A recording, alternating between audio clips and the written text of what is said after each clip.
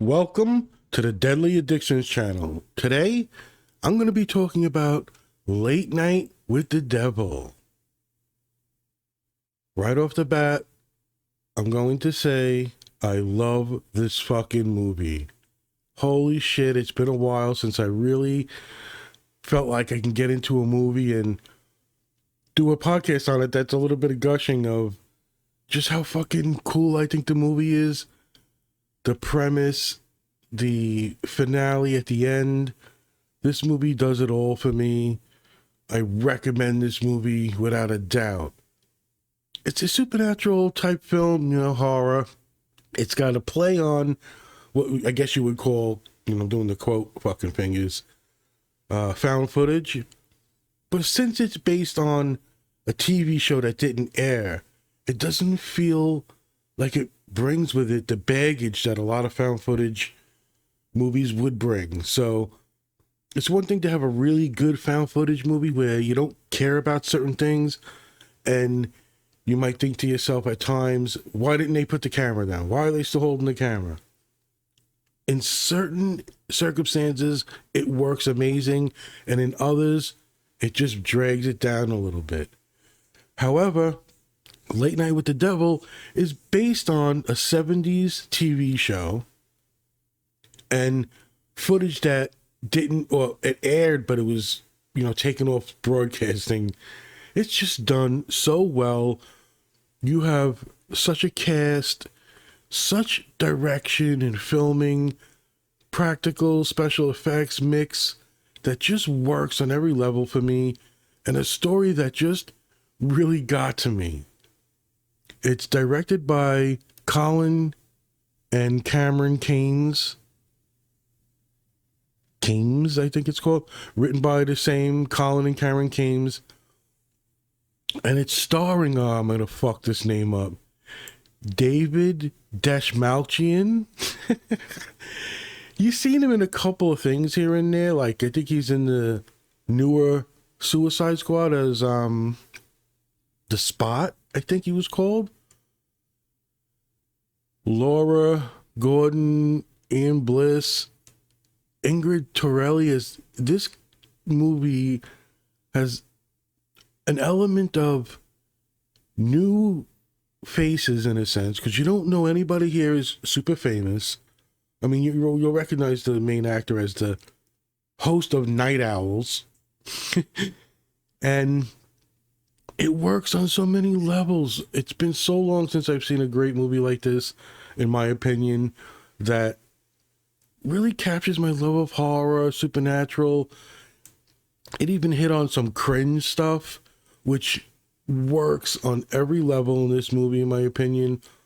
So you have a basic summed up story in the beginning of a late night talk show host who was at the top of his game, never really could beat Johnny Carson, and it's actually a joke in the movie.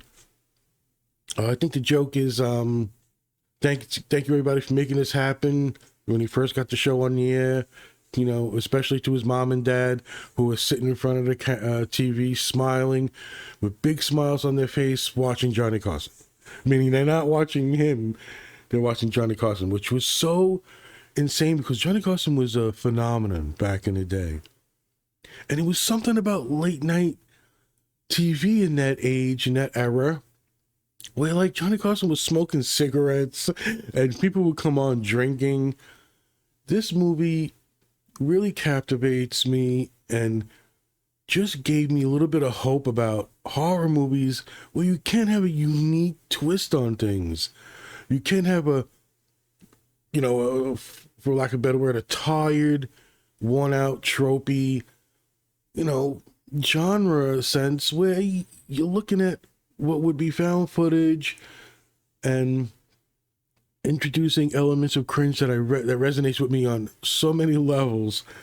So in the summed up story, he's trying to become, a late night phenomenon, which in my opinion he does. If you're like second place and you're getting, back in the day it was shares, like 40 shares, and they talk about those numbers here and there. And he gets near the top, and then his wife dies, and he disappears.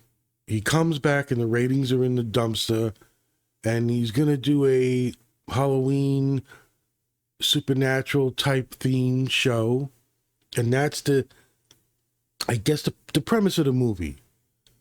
So like I said, it's a beginning, kind of sums up who he is and where the show is going, the Night Owls, a little bit of a montage maybe of him, climbing up the ranks of popularity and ratings, but never being the number one guy.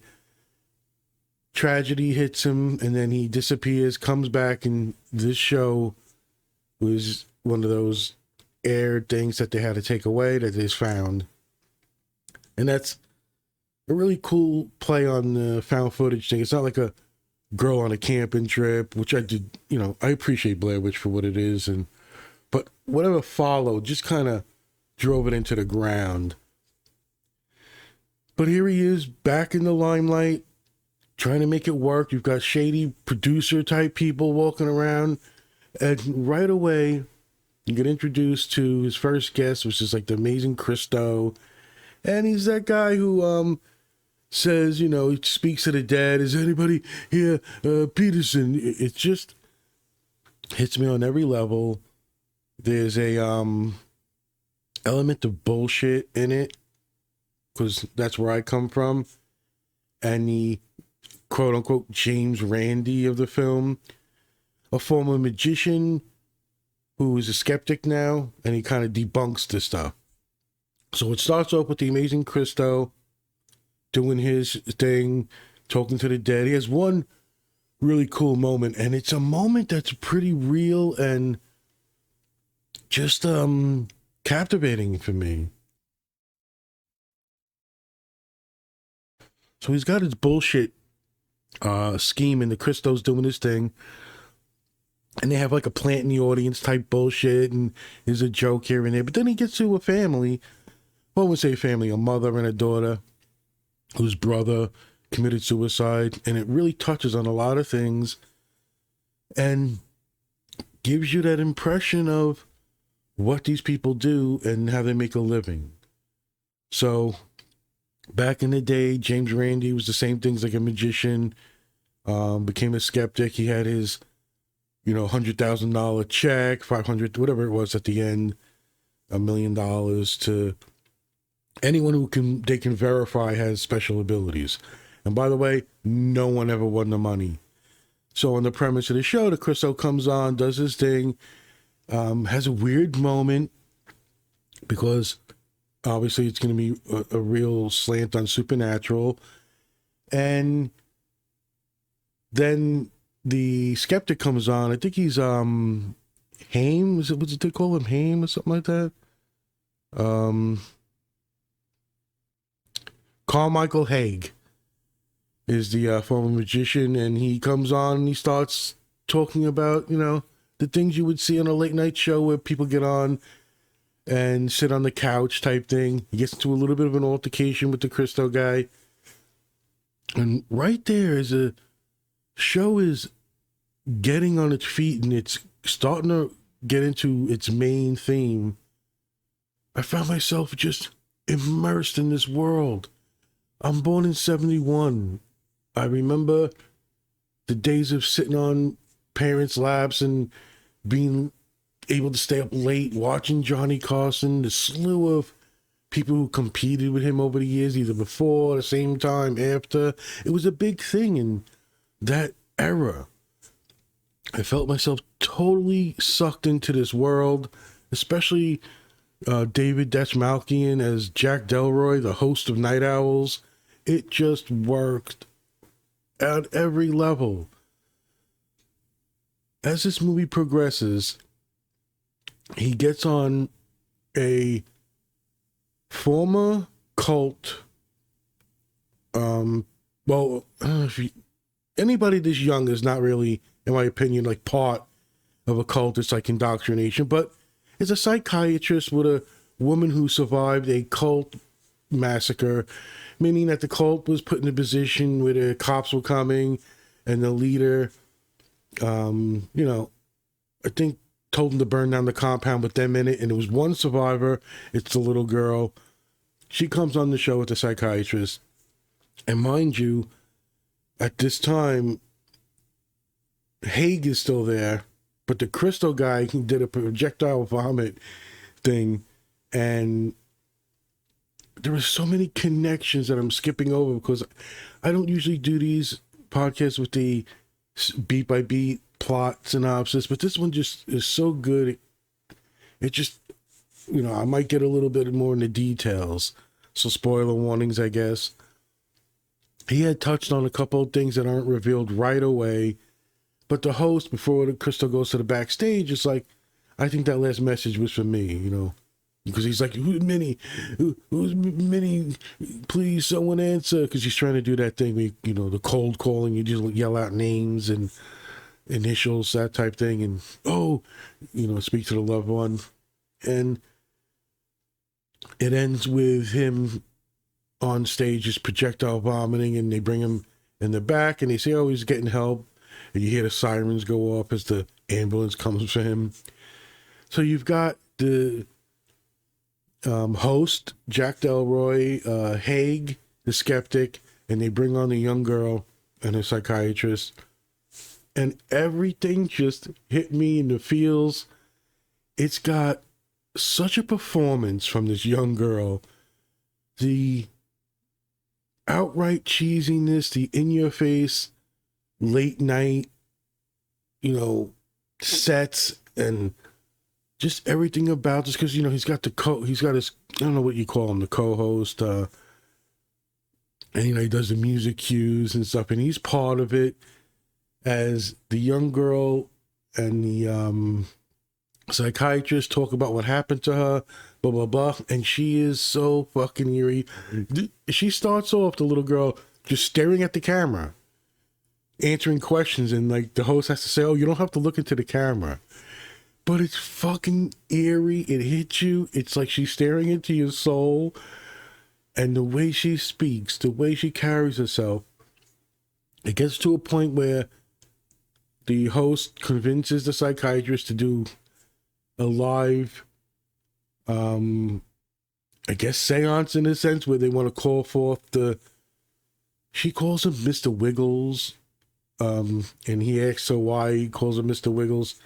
And she says, because he wiggles his way into my mind and wiggles his way out.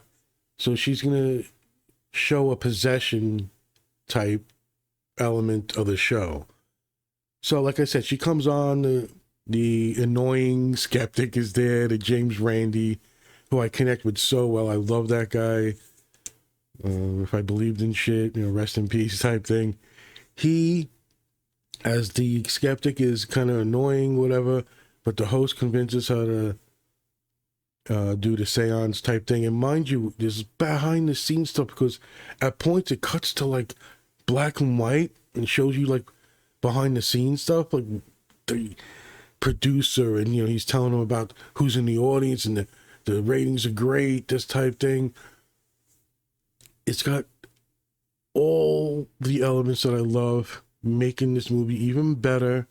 And it's might not be perfection, but close to it for me. And I've watched it 3 times already.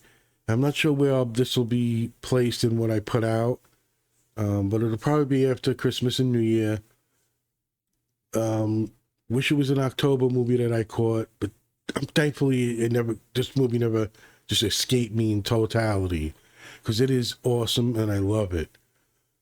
So you're getting ramped up to the movie, middle of the movie. They do the seance and it's fucking insane. And then it's up to the skeptic to debunk it. So he does a fucking hypnosis thing where he shows everybody his watch and tells everybody to look at it. And to sum it up real quick, it's basically he can induce a mass hallucination if everybody's staring at his watch, everybody in the audience, except for the young girl, and a couple of others here and there who probably just a certain type brain people who don't get fooled by certain things, who don't fall into these traps that these, bullshit artists, scam artists, fucking, tarot card bullshit, speak to the dead for your family type people, and he just debunks it all. But it reaches a point where he gives a hallucination and makes the audience see something insanely gruesome, and it's fucking insanity. As he uses the co-host or the music guy, it's hard to explain because he doesn't sit on the couch with him. That type thing. He's always by the band type thing. Anyway, he uses him as a hallucination. It debunks everything. We're to the point where the host, as it like is revealed, says, well, once again, you fooled us all. You've shown what fools we are. So, you've got the premise in the beginning. Sum it up, Jack Delroy's return to late night television. His bid to make it number one. And during this, like I said, there were times where the camera cuts, they go to commercial, a word from our sponsors type thing, and now a message. And you'll see like what's going on behind the scenes. And it really builds up a tension that works for me. I think it's, again, it's something refreshing, a little bit unique to see in this world of horror films that have been really pushed to the limit. And what is really going to be good horror these days? Is it just a remake of the Texas Chainsaw Massacre where you show insane blood or gore, hostile? Is it the found footage genre that's been really gotten tired in a certain way for certain people, including me in a sense, although I give everything a chance, and what resonates with me, just I try to be honest. Now you have this psychiatrist who does the seance, calls forth the presence, the girl gets all the exorcist type face, she goes through the thing, levitates the chair, shows like a weird display of supernatural, then the skeptic debunks it with a mass hallucination, making everybody see everything. And it turns so quick and so brilliantly, in my opinion, where the host is like, let's watch that back on tape. And the skeptic is like, your best idea tonight. Mind you, there's a cheesiness to this. There's a late night tropey type thing going on, and I believe it works brilliantly. So they show the footage, and the guy gets hypnotized, and there's nothing there. I don't want to give away too much, but he makes the guy think he has worms in him, and it gets crazy, really fucking bonkers. And there's a moment where even the skeptic's like, what the, whatever. And he has to banish the demons, so to speak. And when it's revealed with the cameras, he's like, look, there was nothing there. Everybody just hallucinated. Again, except for the young demon chick girl who's on stage. And again, I'm going to give props to her performance. She's amazing. So here we are. And the little girl then says, well, why don't you show the footage of me? What we did on the show. So the logic and, critical thinking thing kind of works there. It's, okay, if this skeptic guy convinced or made everybody hallucinate, or most people, convinced them they were seeing something really gruesome, if they showed a footage of the young girl, shouldn't they see nothing? Shouldn't there be no, double type voices and fucked up lips and the skin and the levitating of the chair, all the things that went along with that part of it. And when they show it back, you just start getting goosebumps because the host stops the camera. He's like, roll that back. And apparently everything looks real. And he sees a ghost image of his wife, dead wife, with his hand on his shoulders or right behind him. It's really fucked up. And remember, the Christo guy in the beginning was trying to give him a message from Minnie, which was a nickname for his wife, which he says earlier. So you've already told that she was there in a sense. Again, I don't believe in all the bullshit, but it's a movie, and even on that level, it's even more impressive. because I am a strong, I don't know, fucking strong atheist or whatever. I am agreeing with the skeptic type thing.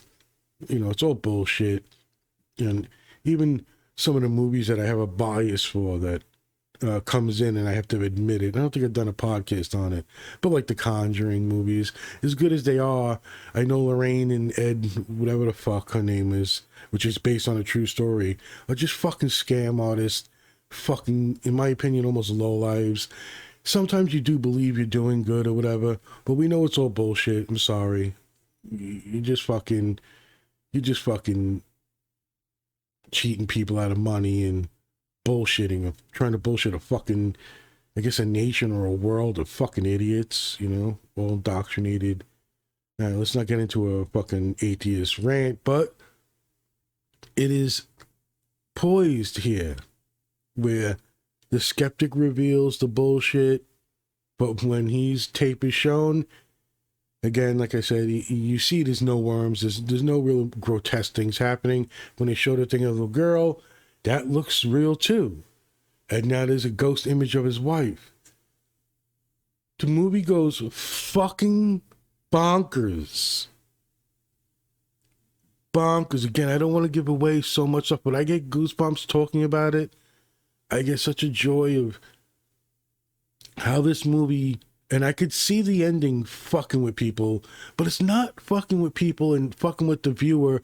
In a way, a lot of these movies that have to have 2 or 3 twists at the end of their movie, it's annoying, and when done wrong, it just impacts and retroactively makes things shittier.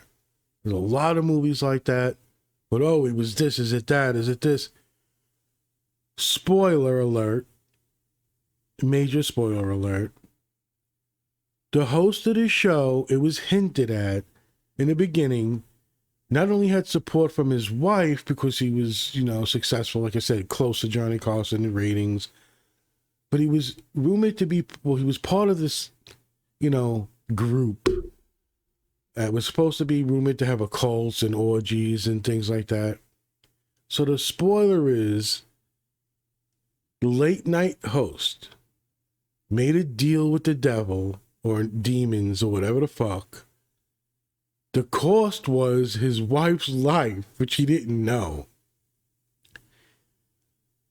And again, I just want to fucking say again, spoilers, because this is fucking, in my opinion, just some of the most insane shit. Long story short, the little girl's head fucking splits open with fire. There's a fucking huge thing, and she fucking kills people. It gets fucking insane, and the ending reveal of sets opening up, and is it a dream type thing, and you find out in these little short bursts at the end of the movie that Jack Delroy made a deal with this cult and demons, devil. His wife was part of it, so, and it does kind of reveal he didn't know. He just made the deal, and, well, guess what? You make a deal with the devil, that type thing. It is done so well. It is heartbreaking, terrifying, holy shit. And then when I think there's a point where he's mouthing the words like, stop watching, that type thing. And he's kind of stuck in a loop at the end because the girl massacres like the whole set, let's say. And he walks off stage or he escapes type thing. But it just reveals he's back in this loop of the show. And holy shit, it retraces the elements and the procedure of the movie in itself, but the show also, where it's revealed his wife was the cost of this success. Oh, and by the way, there's a point in the show, again, show/movie, that he might have, or either he definitely beat Carson and he's back from the grave type comment. And it's just heartbreaking, the reveal. And then there's another slight reveal, twist. And I'm telling you, it didn't bother me. It added to everything. It's very rare that a movie like this can get so many elements, blend them in, and really make me feel like I've watched a fucking unique movie that resonates with me on so many levels. Again, the talk show had never had a skeptic, which I resonate with, like the James Randi.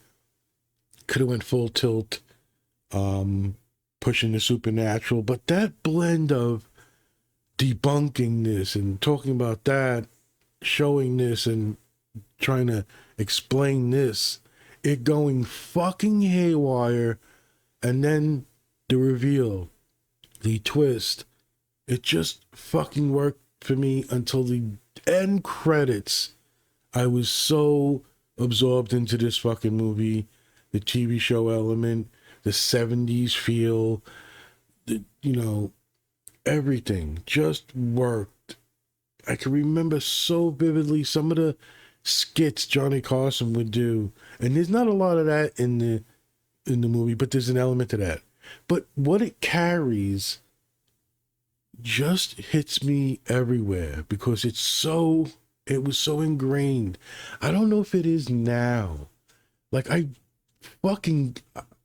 sorry, but there's some late night shit. There's some shows and stuff that are just cringe. As much as I fucking like some elements of everything, because there's a little good in everything, right? It just didn't work for me these days.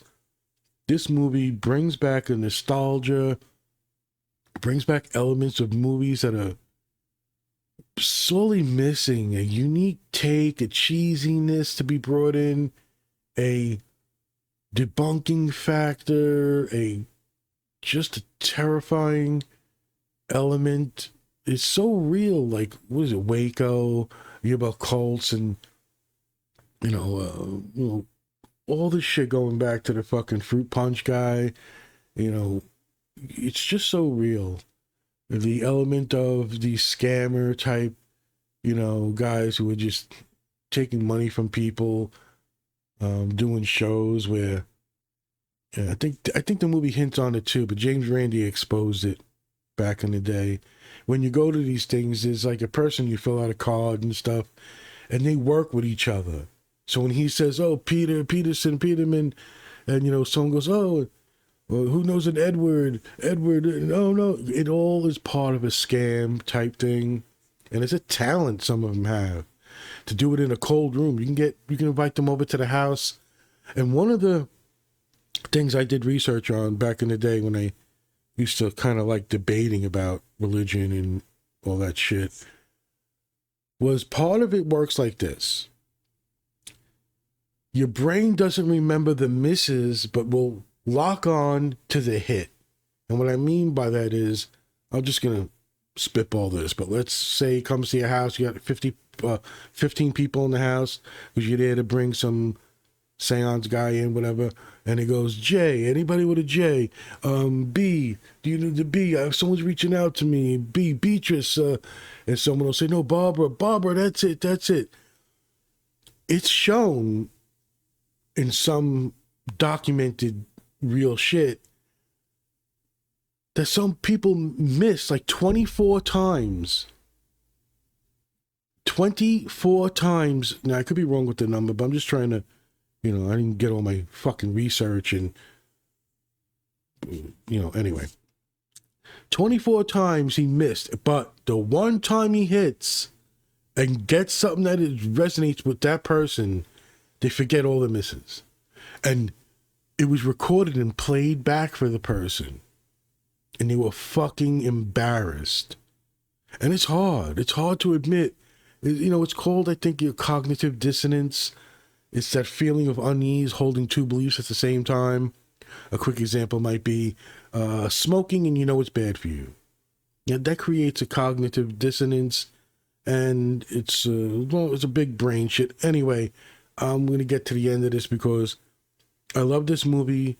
I totally recommend it. If you're into a horror, you had a certain nostalgia for late night television, the skeptic community type thing versus the supernatural, the debunking aspect, the all too human, I need to make it to the top aspect, and you're talking to someone who doesn't believe in any of the bullshit. So you gotta make a good movie. I love The Exorcist. It's one of my favorite movies, but it's bullshit. paranormal activity shit, as much as you want to give credit to the uniqueness, all that is garbage. But you make a good movie, I don't care.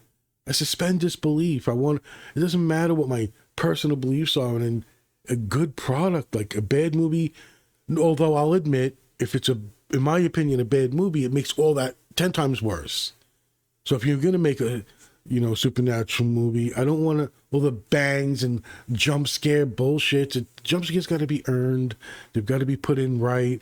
I don't need to be fucking crashing noises with shrieking sound effects. But I'm also trying to admit my own bias. As good as The Conjuring might be, there's no fucking way I can go into that movie knowing. Now, if I didn't know, that's different. If I didn't know Lorette and Ed, fucking scam artists, whatever the fuck they are, made their living, going through and cleansing houses and, bullshit, possessed dolls, the Annabelle bullshit. I don't like that. And if my brain knows that these people made some fucking money off that, it bothers me. However, it's part of life, part of reality. We're just who we are. We're humans. And it's not a diss against people who believe. It's more like people who take advantage of it. So we have this reveal at the end, his deal with devils or whatever, the cost of it, and then everything comes due, and this little girl fucking blows my mind, blows the audience's mind. Her performance, the cheesiness of the Crisco guy, the skeptic, the fucking host, the psychiatrist, and this hauntingly piercing fucking young woman portrays Lily, the survivor, and even the fucking, a co-host type band leader. Wow. I loved Late Night with the Devil. It is a fucking breath of fresh air for me. I guess I'm not going to compare movies, but it's akin to me of like A Quiet Place, which I don't like, by the way. It's not that I don't like it. I appreciate what it did and what it's doing, I guess, for a tired type of, trope thing that you see every day in movies that are put out that are trying to sci-fi horror you. My problem with that movie is as soon as I see she's pregnant, I don't give a fuck about the movie, and I don't give a fuck about any sequels that she's in. Whatever. But I do enjoy the premise of the movie and the production and the acting. It's all superb. I just can't get over it. My brain won't let me process a woman trying to give birth in a fucking alien invaded, infested world where you make the slightest sound and they're on you like fucking crazy. Bullshit. The nail in the stairs, everything. It just fucking annoys the fuck out of me. This movie, granted, is not perfection, but for me, it's as close as you're going to get these days. And it's not even a mindset of like, it's so bad out there, I'll take it. No, I recommend this movie on every level. It's got the wit, charm, the cheese, all the factors that, when put together well, make a good movie great. They can also make a decent movie bad. Like I said, there are circumstances where the end of the movie can ruin everything. I never walked out of a movie, but Fight Club to me, is one of the stupidest fucking movies ever. And that whole bullshit of trying to convince me of that twist, I ain't gonna give it away. I give no fucks. It just was like, go fuck yourself. And the element of like the Sixth Sense, where I see dead people and that reveal twist. They're all trying to kind of get around how stupid it can be, but in my opinion, if you're going to make a good movie, elements like that can elevate it. But you got to be careful where it also can kind of ruin it for me. Maybe not for the general public, but I'm glad I didn't let this movie get by me. Late Night with the Devil is a fucking must see, in my opinion. It's hard and rare for me to gush over a movie like this. I just was so captivated by it.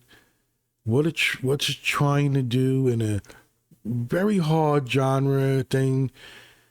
It's, you know, the element for me is very hard. It's easy to believe psychos and people that are just fucking mean, evil people in this world that do shitty things, and how scary that could be in movies. It's rare for me to believe in, supernatural. I keep saying like Conjuring or there's another one that's kind of really a good movie, but it annoys me. Is like Insidious, I think. There's no way you let that shit happen.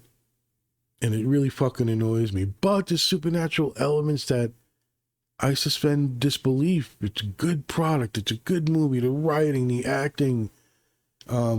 Also taking chances on what you're doing. And Late Night with the Devil really checked off almost every box in an amazing way for me.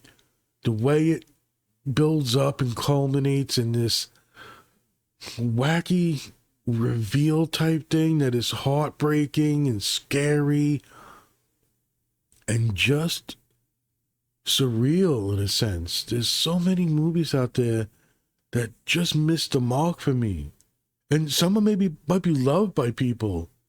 But I can only come on here for the most part and just kind of put together like my mindset going in, what it made me feel, and how immersed I was.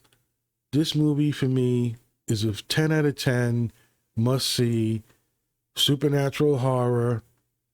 And again, it's not just in your face death and torture and, and granted, some movies can do it well, but it takes some really cool genres, mixes them, gives you that cheese element that is really hard to duplicate or make really a statement with it. And this does it. Oh, I just fucking wish everybody could watch this movie, get really the impact that I think it brings and see how it would impact people. And I hope this movie really showcases what could be done. There's good horror movies to be had. They come through every now and then. And even though someone like me might give a movie a B movie type element, aspect, found footage, camping, like any type thing that could, at any point in the movie really pull you out and you take risks with that. For me, it's probably easy to do, a crazy family, whatever, but it could be done bad. Like those Rob Zombie movies, it's just fucking stupid. I don't believe the cheese factor with the horror factor and the, it just doesn't work. Sometimes I don't like to say bad acting, but deadpan, purposely type acting can work sometimes, and it's really hard. How many Texas Chainsaw Massacre remakes you gonna make?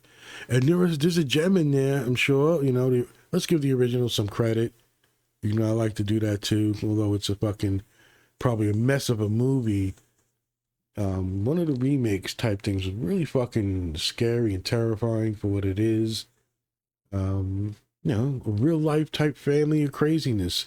The Chainsaw Massacre guy, Leatherface, isn't possessed by a demon or whatever, that type thing.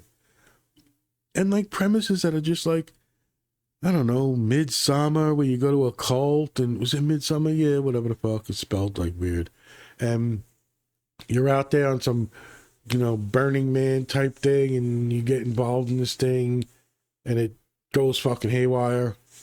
The Ritual, pagan fucking god beast, and it's really a movie about guilt trip. You feel guilty about things, and that damage, that hurt that you hold with you is appealing to a certain element of supernatural. So many ways. I can go on for fucking hours with that because horror is something that is dear to me. Growing up, reading all the Stephen King books, or Richard Bachman is, I knew all his fucking pen name, whatever the fuck you call that. It's just, it's so refreshing. This movie really, you know, I can't even say it's totally unique in that way, but a late night talk show,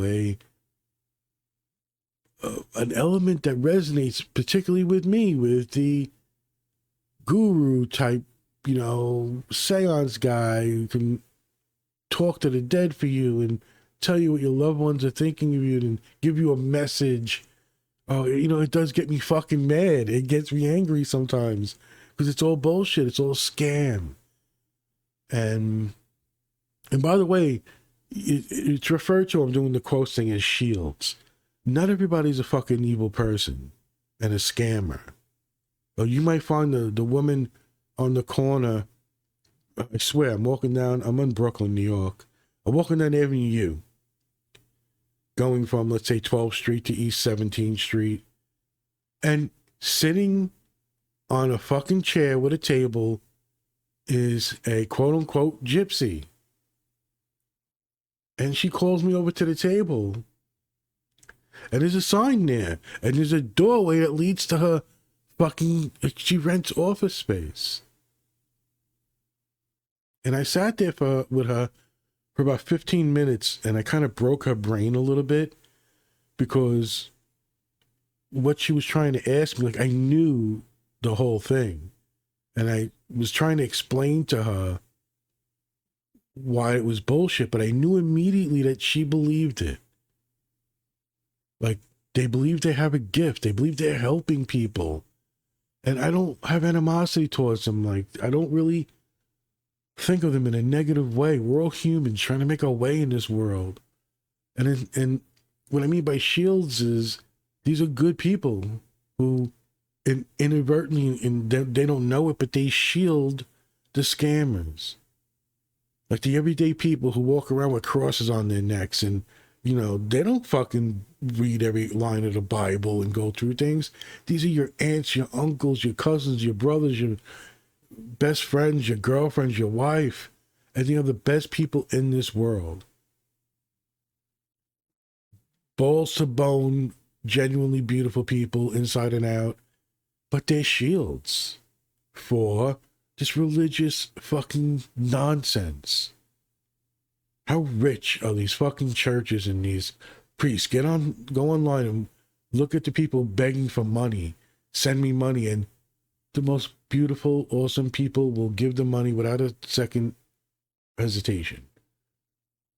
Sometimes, and eventually it gets to me, and it makes me kind of push back, because I think people don't speak up enough. And let's kind of end it here with me saying that, with all that said, a movie like this, and I fucking am coming on and telling you how much I love it.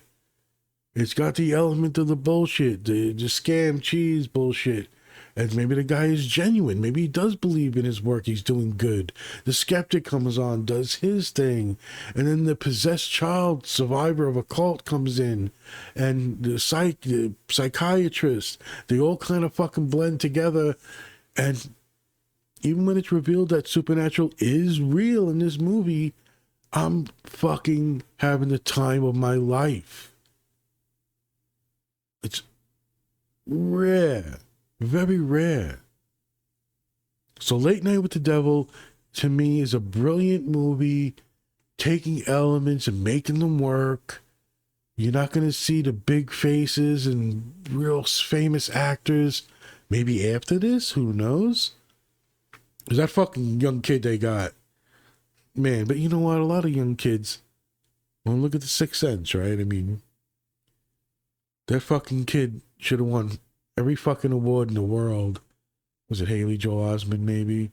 From his portrayal in The Sixth Sense. This is one of the best acting performances as a kid I've ever seen. But But that doesn't always last as they mature and get older and whatever. Late Night with the Devil. Man, I could fucking gush over this movie. Oh, this is just a refreshing, in my opinion, brilliant take on horror, the whole slant of late night television and nostalgia. Even when it cuts to, he get now some messages, and he walks backstage and he's got a cup of like whiskey with ice in it and smoking a cigarette. You just feel fucking sucked in if you know anything about it. And I think that this movie can captivate people who don't understand, or not understand, it's not hard to understand, but who weren't captivated by the 70s type late night experience. Which I said, it could be still going on now. I just don't give a fuck. Like the Kimmel days, and there's one guy I can't fucking stand. He's the nicest guy in the world. Anyway, I'll go on for too long with this. Late Night with the Devil, watch it. Fucking experience this movie. And I don't think you'll regret it. All right, everybody. Hope your holidays went well. My best to you and yours. Take care.